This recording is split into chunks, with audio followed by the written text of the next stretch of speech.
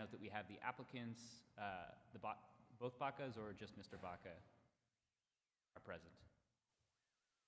Okay, so we have Benito Martinez, the agent, and we have Mr. Baca, correct? Yes, sir.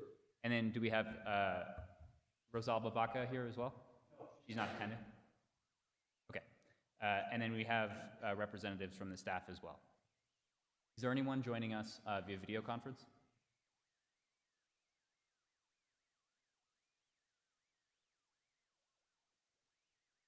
Hearing Officer Hartstein, at this time, no one has logged on other than staff. Okay, understood. At this time, I would like to call the meeting to order and note that the agenda calls for one matter today, and that's case number 25-5160, the matter of Gilbert and Rosalba Baca, who I understand are represented by their agent, Benito Martinez. I'd like to confirm with the staff that there are no amendments to the agenda. Hearing Officer Hartstein, there are no amendments to the agenda. Thank you. In that case, I will approve the agenda. My name is Taylor Hartstein. I'm the hearing officer appointed in this matter by the Board of County Commissioners pursuant to Sustainable Land Development Code, Chapter 3, Section 5. And I am going to call now case number 25-5160. And because there's only one matter today, we shouldn't need to impose special procedural rules, including rules regarding time limits, but that may change depending on how people proceed. So thank you. At this time, I'd like to ask for the staff presentation.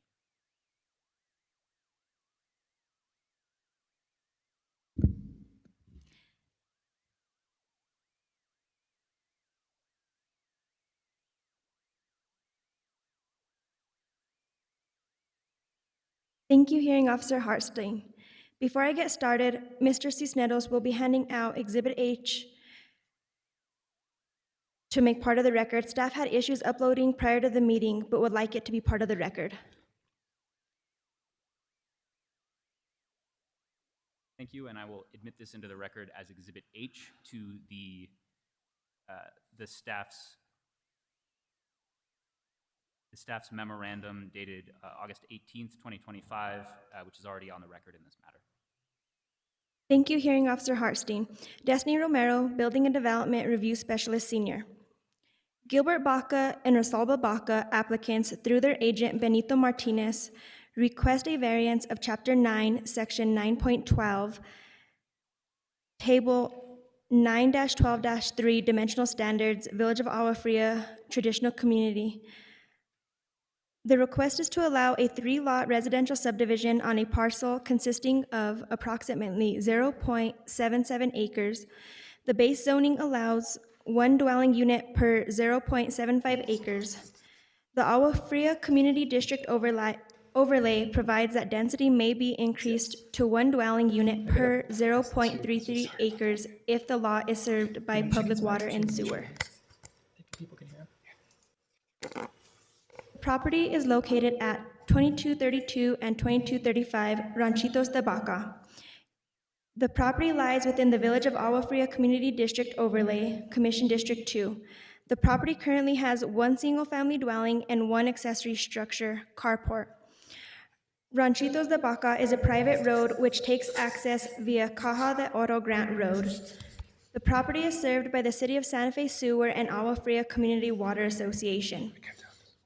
The applicants received letters from the City of Santa Fe and the Agua Fria Community Water Association advising that upon approved lot division, all 3 lots will be served by the City of Santa Fe Sanitary Sewer System and the Agua Fria Community Water Association. After a site visit conducted by staff on Wednesday, September 3rd, 2025, violations were identified.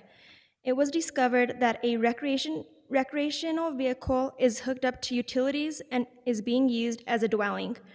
Per Ordinance 1996-11, recreational vehicles do not qualify as a dwelling unit. Staff also discovered approximately 5 mounds of fill material and an unpermitted accessory structure, Connex container, on the property.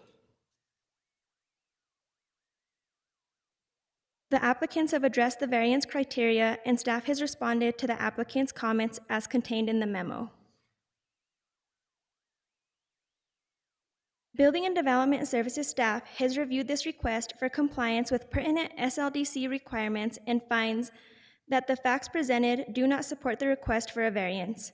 As stated above, staff does not believe applicants have made a showing that any of the variance criteria of SLDC have been satisfied.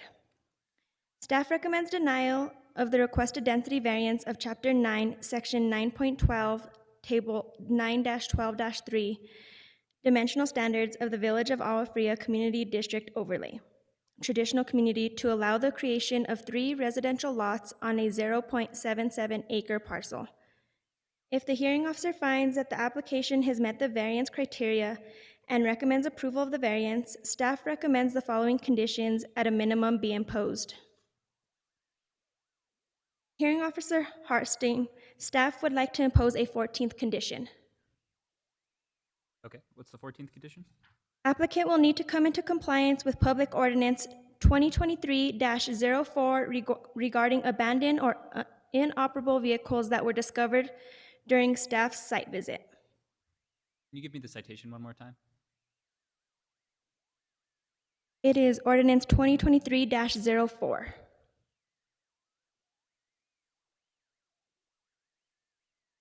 Thank you. And is that for the recreational vehicle or is that for other vehicles? That's for additional abandoned or inoperable vehicles. Thank you.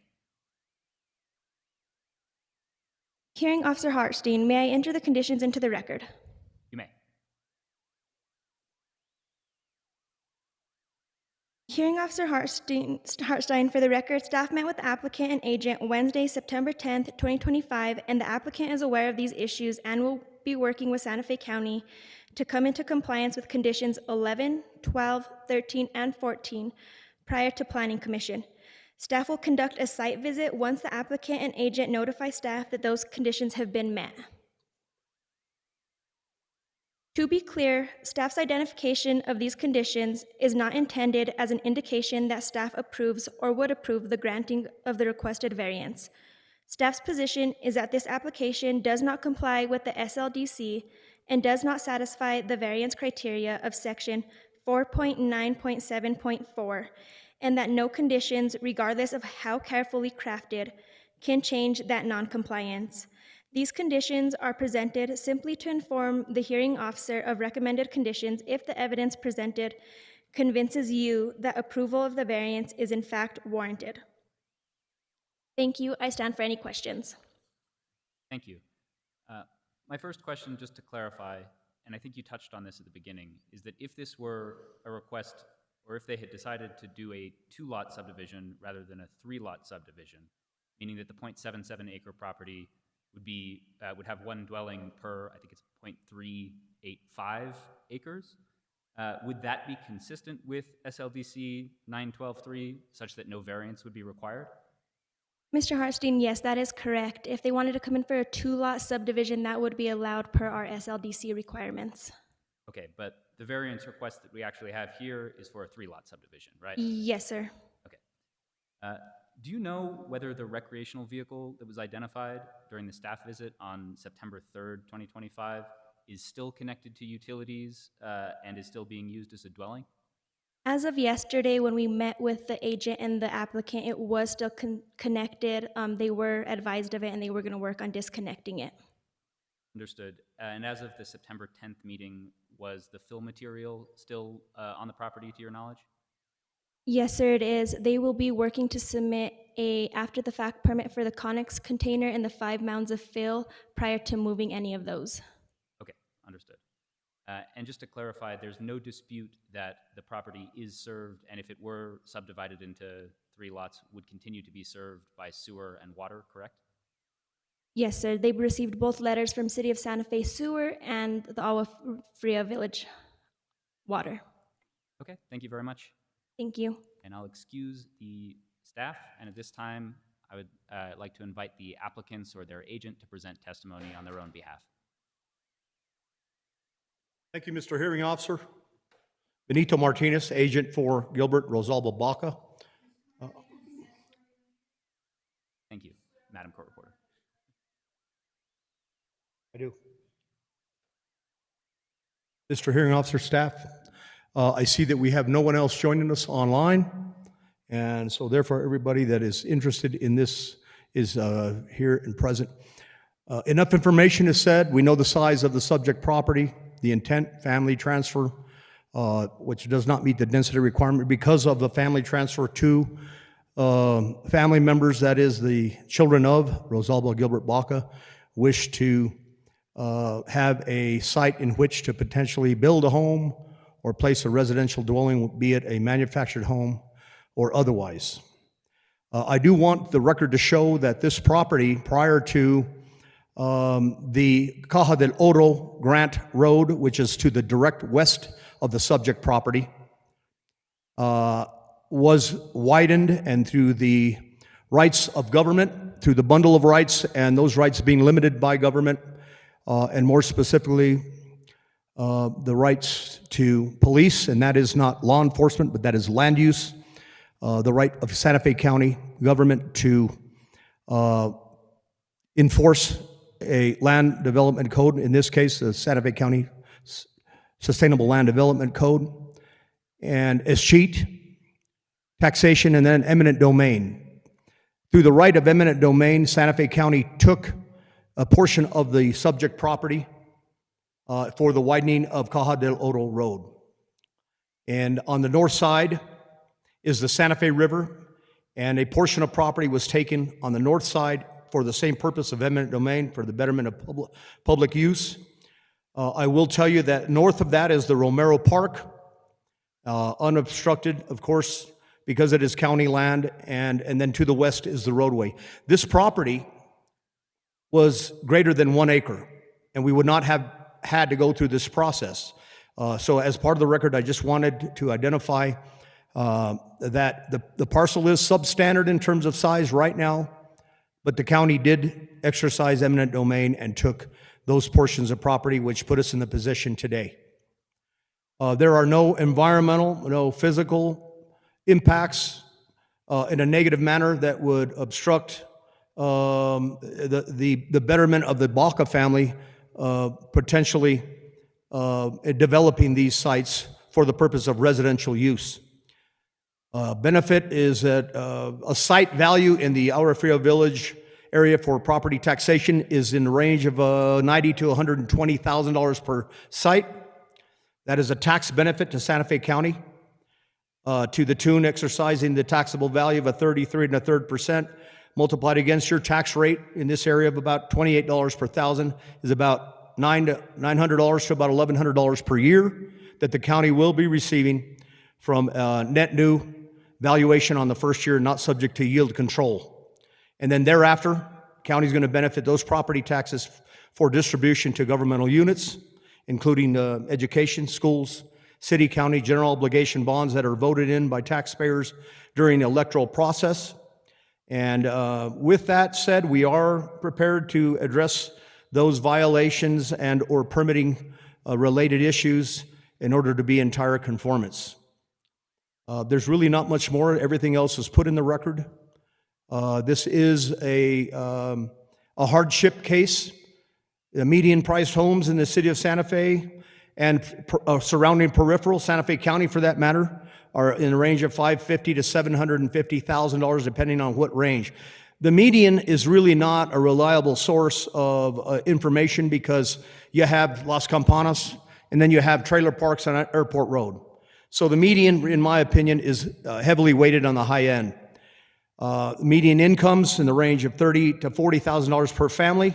It simply does not meet the debt service ratio for possessing a home in Santa Fe County.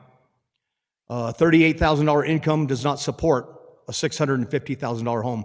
Thus, this is a hardship case. It is a health and safety issue that we have and ask this, you, Mr. Hearing Officer, to find in favor of, knowing that your recommendation is going to be taken forward to the Planning Commission.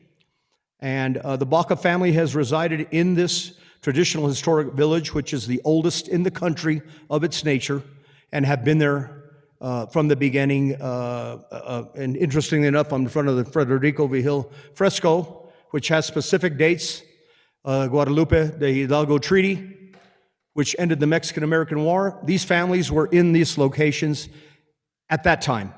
It is extremely important that this body and Santa Fe County and the public recognize that because of the economic hardships that we have in terms of median income versus median priced home, that these are the only opportunities that these folks are allowed to possess home ownership in the community that they have resided in for centuries. I stand for questions. Thank you. I was going to ask whether the Ranchitos de Baca. Please give me private 1 road- minute. I have a hearing impairment, Mr. Hearing Officer. Certainly, please take the time you need. Is Please, sir. this better?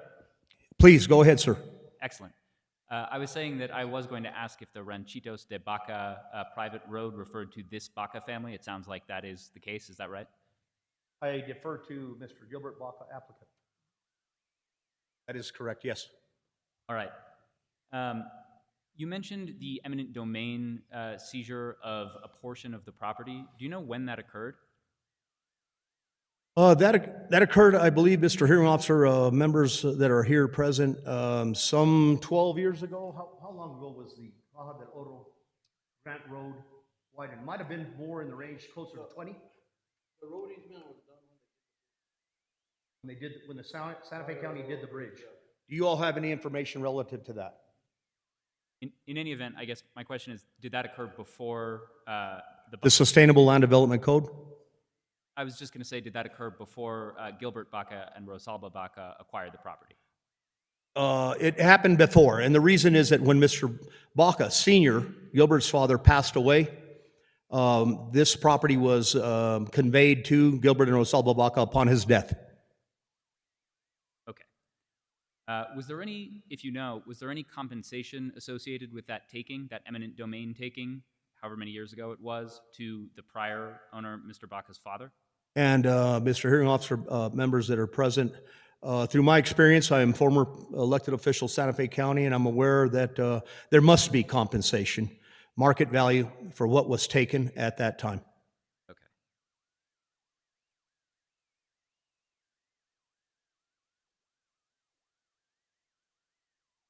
And if I may expand a little bit, Mr. Hearing Officer, is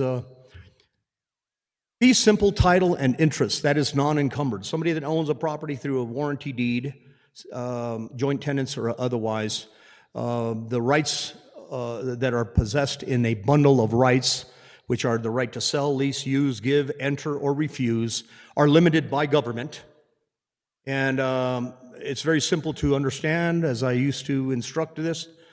Pete Rose was a great slugger. Cincinnati Red. And slugger, sell, lease, use, give, enter, refuse is slugger. The rights, bundle of rights are limited by government. Pete, police is cheat, tax, eminent domain. So it's easy to remember that way for the students there back in the day, for them to remember this. And so eminent domain, government's right to take, and they did. If they hadn't, we would not be in this situation that we are in today. Understood.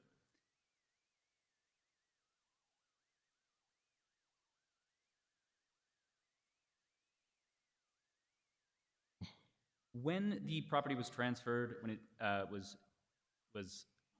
conveyed following the death of Mr. Baca's father, was that purchased from the estate, or was was the property transferred as part of the estate process?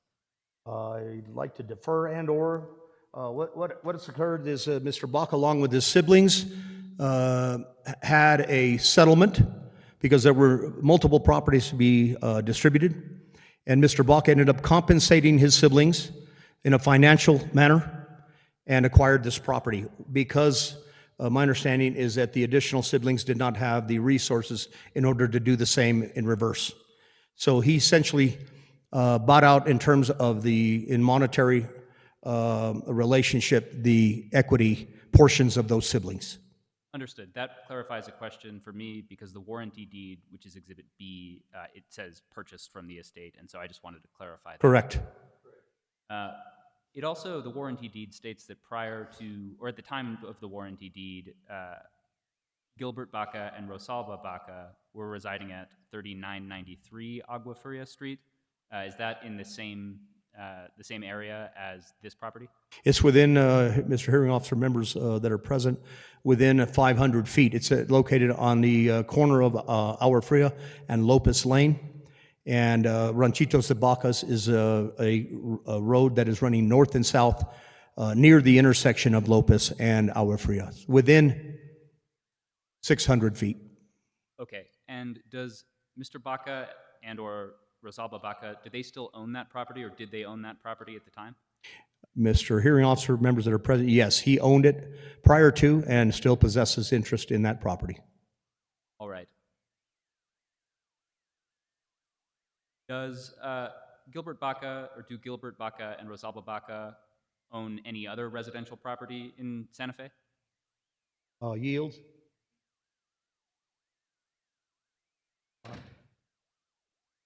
And Mr. Baca, I just asked that you be sworn in as well. Yeah, at the entrance. Just prior to testifying, if you would just be sworn in. Thank you. Yes, ma'am. Gilbert and Baca. And address, please, sir. Your address as well, please. 3993 Agua Fria.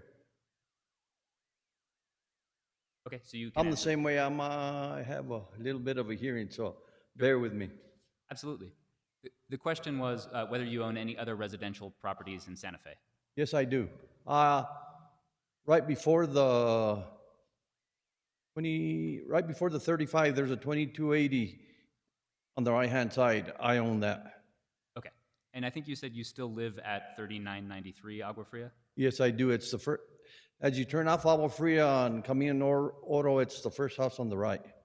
Okay, so that's a total of 3 properties: the one you live in, the other one you just mentioned, and then the one that's before the proceeding today. Mm-hmm. All right.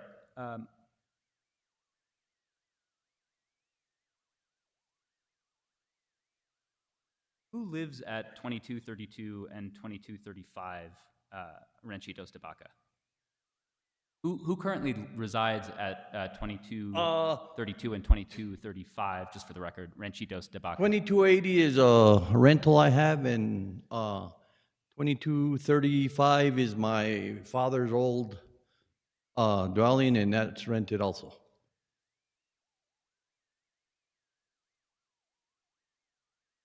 And do those 2 dwellings, does that include the RV as well as the physical dwelling? Excuse me? Does that include the recreational vehicle as well as the structure on the property? Yeah. Okay.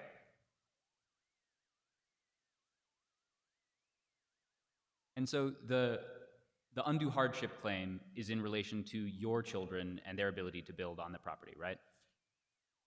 That is correct. That is correct. If the variance were to be granted, is that building on the property for your children, is that something that would happen imminently, or is that something that would happen sometime down the road in the future? As quickly as possible. Okay.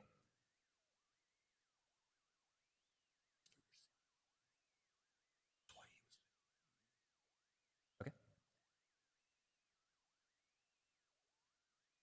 So the second prong of the variance test, and I'll just read it, is, quote, where, due to extraordinary and exceptional situations or conditions of the property, the strict application of the code would result in peculiar and exceptional practical difficulties or exceptional and undue hardship on the owner.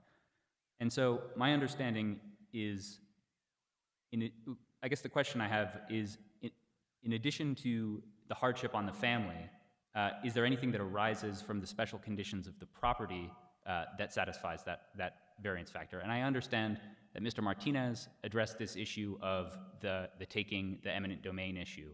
Anything other than that eminent domain issue that specifically arises from the conditions of the property? Mr. Hearing Officer and members that are present now, I've already identified, and I think we've covered, is the financial side, which is median price versus median income.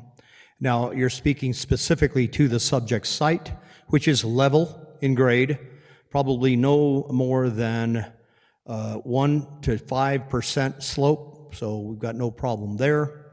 It is rectangular in shape in terms of nature. Access is superior. Easement is greater than what code requires for emergency vehicle ingress, egress, utility easements, and the like, and utilities are at property line and/or already on site. And if I may, there was you notice that there is 2 addresses subject to this application, and there was a second dwelling besides the existing structure, Mr. Gilbert Baca's father's original residence. And the second home was a trailer that was moved. Mr. Baca approached me to say we want to make this right, and thus the application for the transfer in a family relationship scenario. But the property is conforming in terms of size, in terms of shape, shall I say, rectangular. It's level and possesses no grading, drainage, any other outside or interior influence. Physical, functional, or economic is the only concern that we have. And I hope that answered your question. I think it does. I think that generally speaks to its readiness to be used for additional dwellings, right? My question was more to, and I just want to make sure I have everything on the record that Yes, speaks please. to undue hardship. And so as to undue hardship, we have the economic situation, we have the fact of the prior exercise of eminent domain that reduced the size of the property, and then there was another encroachment or incursion as to a different part of the property that you discussed earlier, which also decreased its size. Anything else that goes to undue hardship in this case?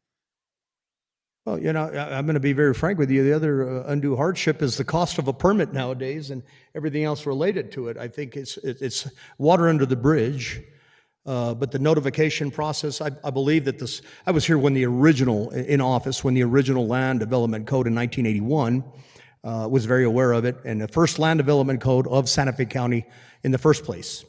And so I believe that the Sustainable Land Development Code of Santa Fe County is doing more harm than it is helping. For example, we've got piles of gravel that are sitting on property, very neatly positioned in piles, along next to piles of fill, and these are going to be used on site for those purposes.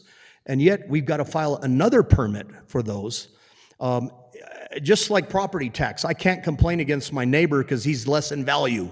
But the fact is, when we talk about it, we say that there's an equitable system going on.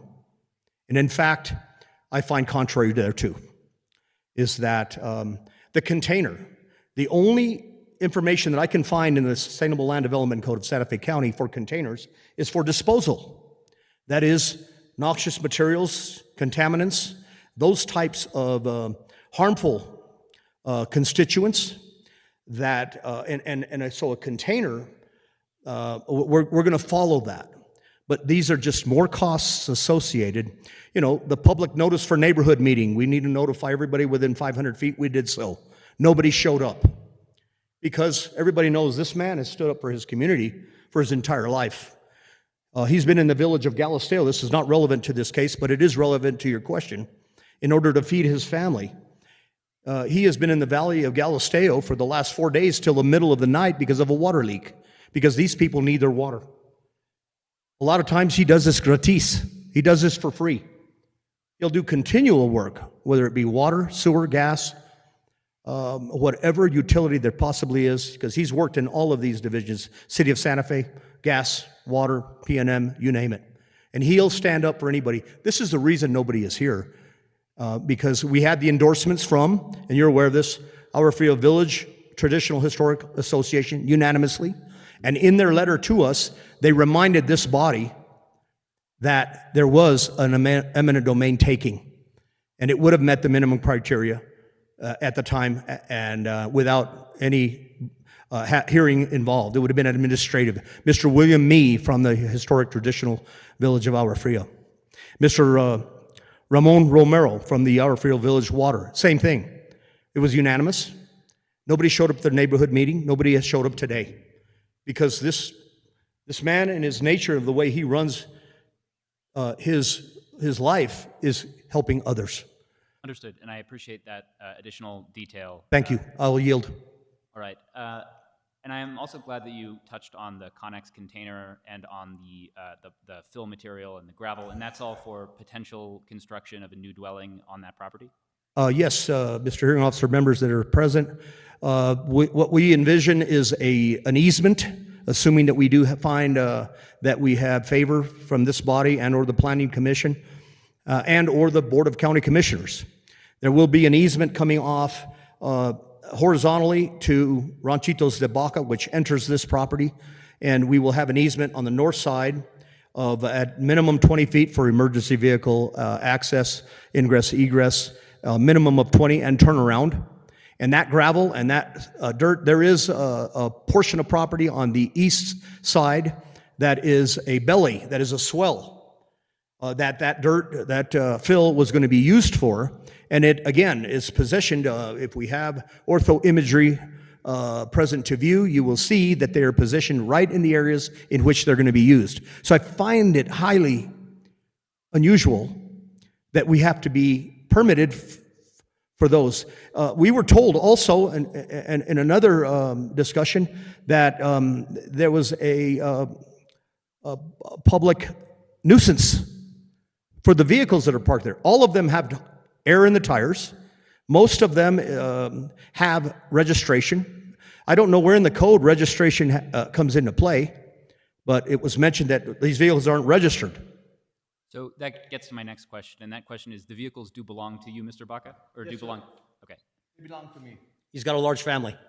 And are those vehicles used by your family? No, they're actually work trucks, and there's two. I lent one to a friend a month ago, and he wrecked it, so it's parked there wrecked. The white one I use to haul material in my jobs. And the little Ford Ranger, my grandfather gave me that when I started driving, so it's got a lot of sentimental. I haven't gotten rid of it. And there's a little Toyota there that I did a job, and the man couldn't pay me, so he gave me the little car. Understood. Moving on, my next question is, if the variance that's requested were granted, and if the three subdivision variants were granted, are you prepared to comply with the now 14 conditions that have been set out by the staff in this matter? Mr. Hearing Officer, members of the folks present, yes. Okay. I wanted to circle back just to the one question regarding building the dwellings for your children. What are the ages of those two children right now?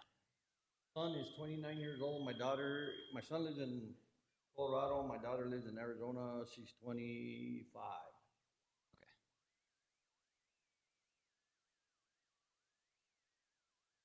I guess their plan would be to return in order to live in those dwellings, or would that be some future?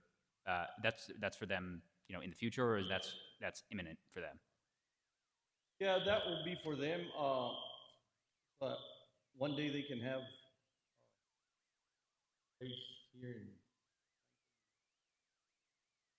to live in this town, but it's a beautiful city. Yeah, and I understand the generational importance of that to your family.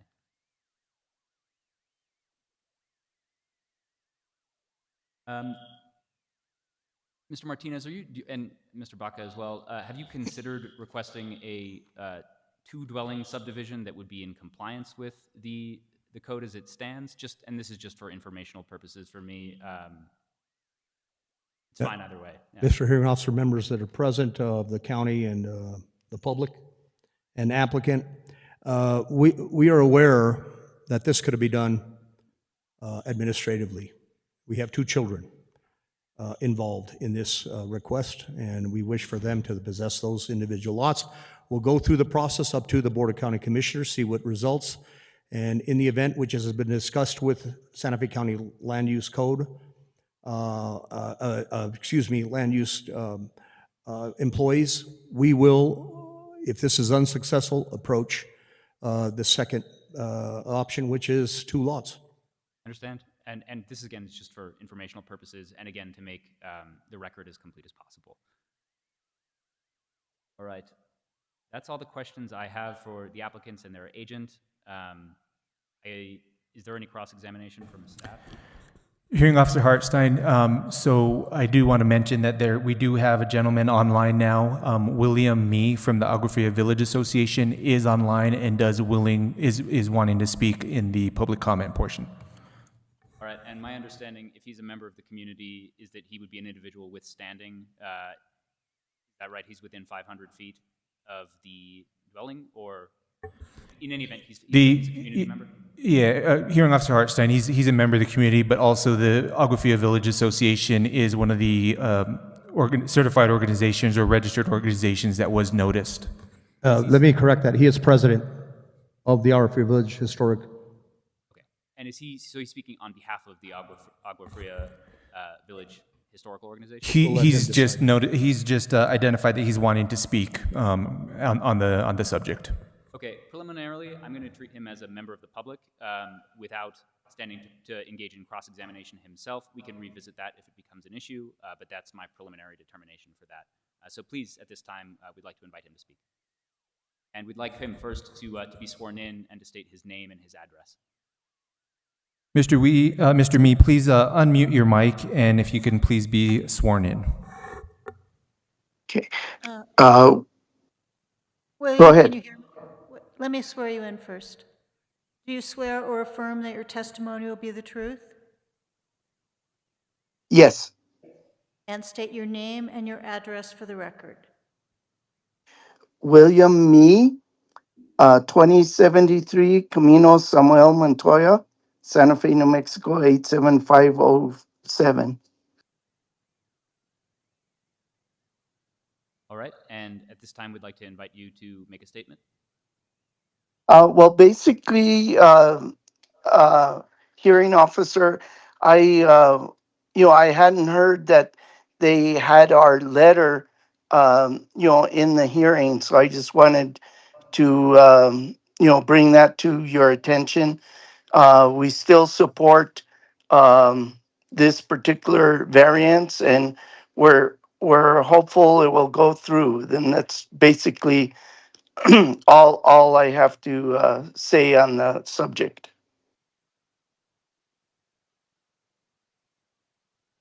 All right. And I guess, are you familiar with the family history and the standing in the community of Mr. Baca? And I think the things that Mr. Martinez was kind of attesting to before, is that something that you adopt if you were present for that? Oh, yes, very much so. And like Mr. Martinez was saying, I mean, Gilbert Baca, there's a leak in the water company in the middle of the night, and he's there for hours, until it's fixed. And, he's just a great member of our community. Understood. Thank you for your statement. Do you have anything else at this time? If not, I am happy to excuse you. If you have anything else to say, I'm happy to hear that as well. No, thank you. I'm good. Thank you very much. We appreciate your participation. So I'll excuse the witness, and at this time, I'd like to ask the staff if they have any cross-examination for the applicants or their agent.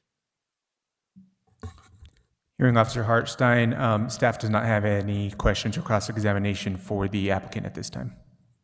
All right, and I'll note, as Mr. Martinez noted, that there's no one else from the public in the room to make a comment. My understanding is that we've addressed all of the members of the community who've joined us on video conference.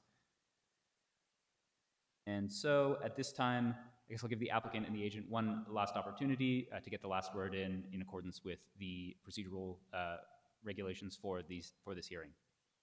Thank you, Mr. Hearing Officer, members that are present. I want to thank you in advance for whatever recommendation you do make.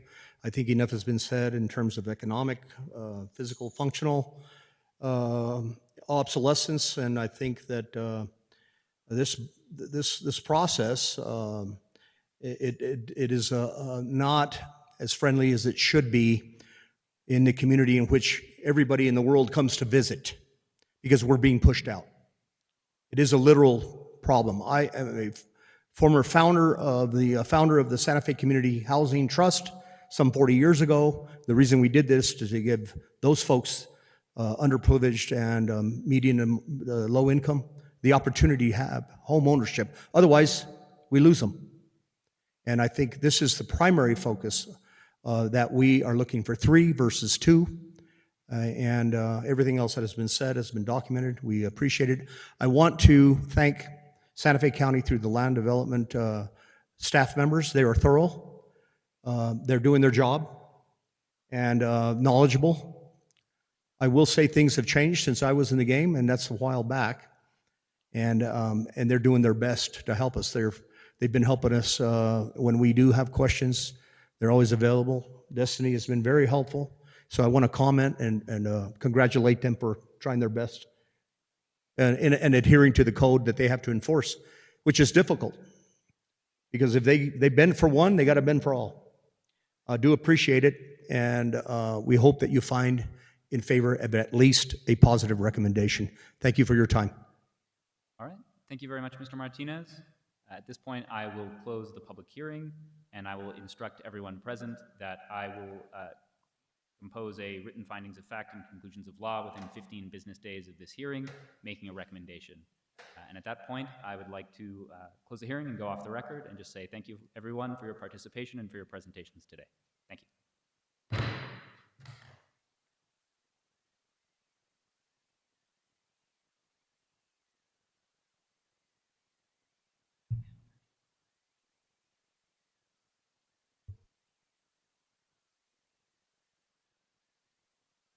Quickly,